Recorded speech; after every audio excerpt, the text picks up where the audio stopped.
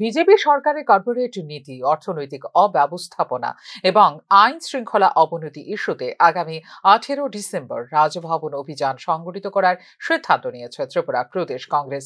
মঙ্গলবার আয়োজিত সাংবাদিক সম্মেলনে কথা জানিয়েছেন ত্রিপুরা প্রদেশ কংগ্রেস। কর্পোরেট বিনিয়োগ এবং পুঁজিপতিদের মধ্যে একটি জোট গড়ে তুলেছে কেন্দ্রীয় সরকার, যা দেশের অর্থনীতিকে ধ্বংস করেছে বলে সাংবাদিক সম্মেলনে অভিযোগ করে ত্রিপুরা প্রদেশ কংগ্রেস।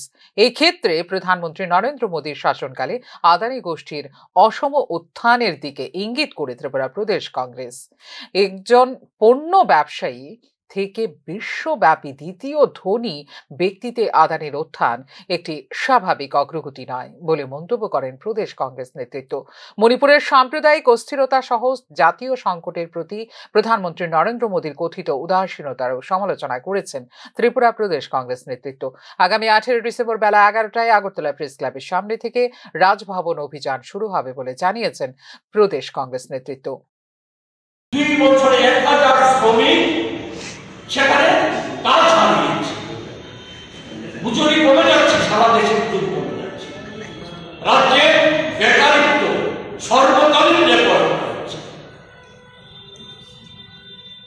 দ্রব্যমূল্য সারা দেশের চাইতে আমাদের রাজ্যে অনেক বেশি, তবু সেখানে বলা হচ্ছে ক্রয় ক্ষমতা বেড়েছে, আর্থিক শ্রীবৃদ্ধি করেছে। হ্যাঁ, আমরা স্বীকার করি, দেশে যেমন কর্পোরেট দুনিয়া জগতে আর্থিক শ্রীবৃদ্ধি ঘটেছে, আমাদের রাজ্য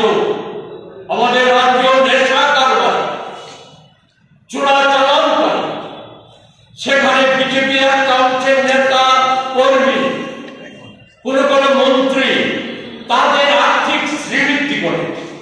তারা সেখানে বলা যায় যে বহু লক্ষ কোটি টাকার মালিক বলে গেছে। তাদের সাধারণ মানুষের একেবারে করুণ অবস্থার সৃষ্টি করেছে।